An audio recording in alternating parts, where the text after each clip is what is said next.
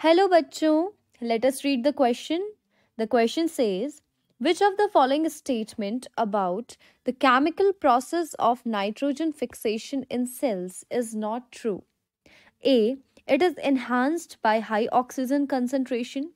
B. Energy in the form of ATP is needed. C. All three bonds between nitrogen atoms are broken. D. Hydrogen atoms are added to nitrogen to form ammonia molecules. So, the key concept behind this question is the chemical process of nitrogen fixation.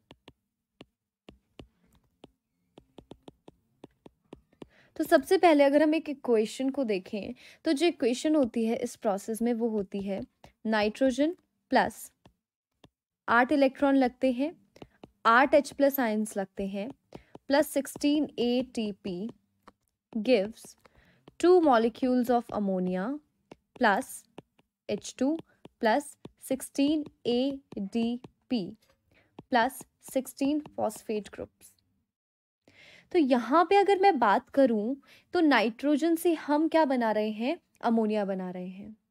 और एक nitrogen को reduce करने के लिए हमें कितने ATP चाहिए? 16 ATP चाहिए, राइट? यहाँ से 2 अमोनिया के हमें मॉलिक्यूल मिल रहे हैं। अब ये जो प्रोसेस होता है ना, इसको स्ट्रिक्टली बोला जाए तो स्ट्रिक्टली अनएरोबिक कंडीशन चाहिए। इसके लिए हमारे पास प्रेजेंट होता है लेग हीमोग्लोबिन।